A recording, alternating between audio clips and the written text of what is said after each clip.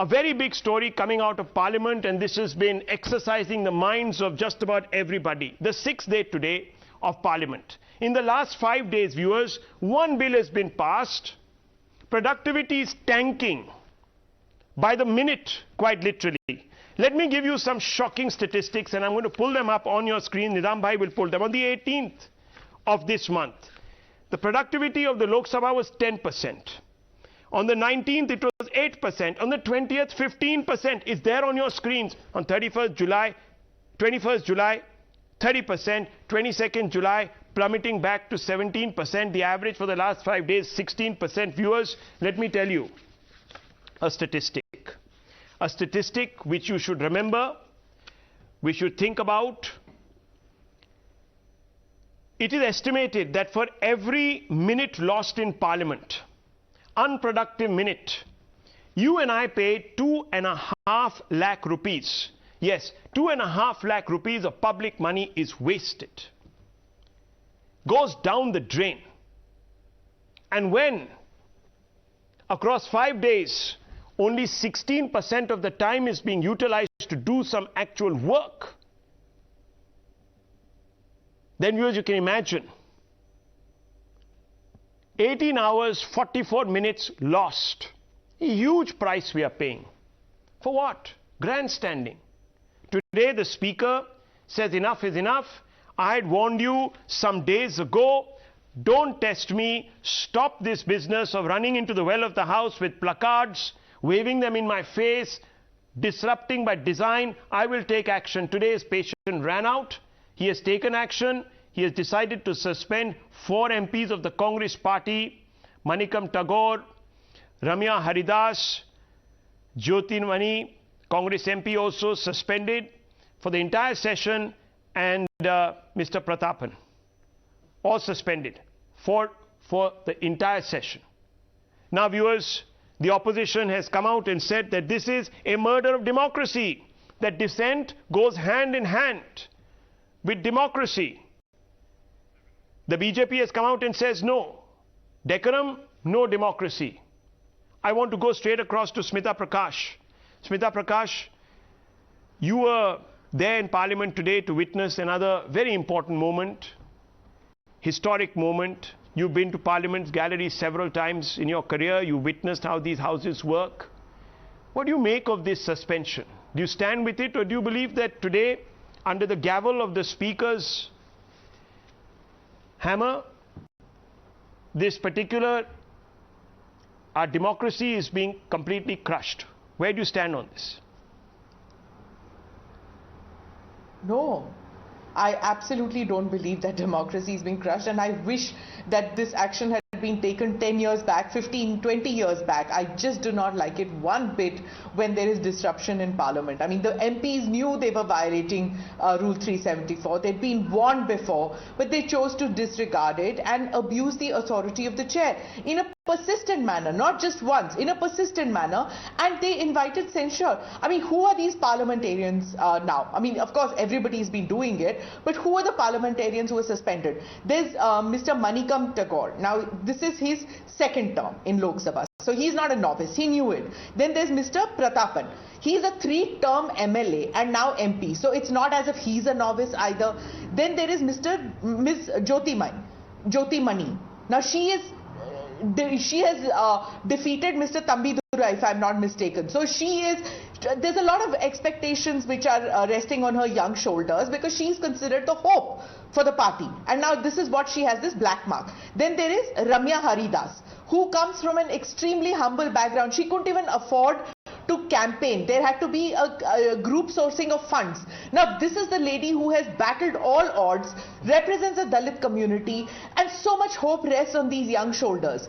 Why do you think that these people have gone and done this? Obviously on the orders of some people who are so entitled, have been in Parliament so many times, they don't care. They've sent these young kids, Jao, lado, take the placards, go and yell and scream. It's so unfortunate that they insulted the chair like this. Work days destroyed, which you mentioned, and the Speaker warned them before suspension. What did the sloganeering achieve? Those 4 guys are out, right, for several days. Okay. And the ones who were supposed to come from the Congress party are taking vacations. They barely come. Well, interesting point and an interesting perspective. Dr. Ranganathan, decorum is essential to democracy. Would you agree, or do you have a problem with this? Rahul, the naked truth is that we are cursed with electing either louts or Luddites. But I have a solution. Every time a parliamentarian disrupts the House, his term should be truncated by 4 months. Straight. 3 disruptions and he or she will have 1 year less to loot his or her constituency. What better way to turn a delinquent into eloquent? Budget, monsoon, winter, every parliamentary session is the same old story. Every year, every term. No one is interested in finding a solution. And this, by the way, cuts across party lines, across legislative assemblies, state or central. I mean, of course, what has happened in the parliament is shameful. And the opposition parties are to be blamed for it. But the fact is, are you telling me that the BJP hasn't indulged in the same? One doesn't even have to go back to the UPA era to find instances of the BJP creating ruckus, indulging in vandalism, forcing adjournment. Their leaders even saying that this was part of democracy. No. Just look at the states where non-BJP governments are functioning. Rajasthan, for example. Not a day passed by without the BJP creating havoc in the state legislative assembly, shouting slogans, disrupting the house. So the fact of the matter is, these MPs are least bothered about the severity of the punishment meted out. 1,000 rupee fine or a suspension. They are laughing at this. That is why I propose every time a parliamentarian disrupts the house, his or her term should be truncated by 4 months. This will scare them and hopefully make them behave. The sad truth, Rahul, is just 10 seconds. That democracy, more often than we'd like to admit, is not so much the defeat of the elected as it is the defeat of the electorate. Let me bring in Mr. Lokesh Jindal, who speaks for the Congress party. I want to ask you, sir, as Smita Prakash has pointed out, these people were categorically told by the speaker not to wave placards because it is against the rules. Underlining the word rules. None of them were inexperienced. Smita Prakash has told us, given us small sketches. So I want to ask you, why were these warnings ignored? Were they ignored by design or under orders? Lokesh Jindal. Now, there is no other way to make this government listen to the needs of the people and what a common man is suffering.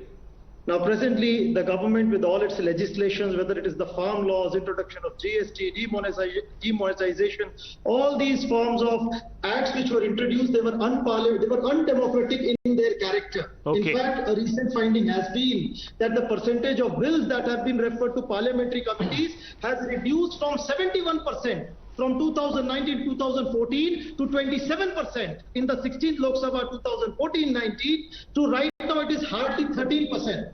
The point is the manner in which this government is functioning is by completely ignoring the entire basis of deliberation. There is no role of the parliament. Even Honorable Chief Justice of India has pointed out that the parliament is losing its So you're saying that street blockades, the vetoes that were struck down by the Supreme Court, though I'm no fan of how they approached it, were decidedly described as illegal.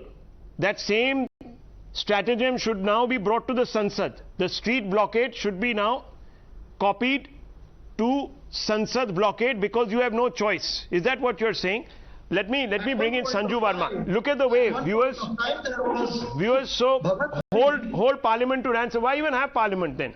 Why have parliament? Tomorrow that will be the question that will be asked. Burn it down. They'll say tomorrow someone will come to completely, they'll come with a wrecking ball and they'll demolish everything. I want to ask you, 1 second, Sanju Verma, respond. There's no other way of making this government listen. What do? We are pushed to the wall.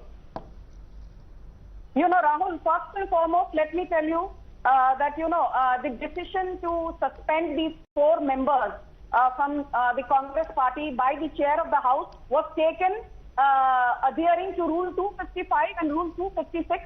And the Speaker also has powers under Article 93, 94, 95, 96. Those powers were exercised. So it was constitutional and there was nothing out of context about it, point number 1.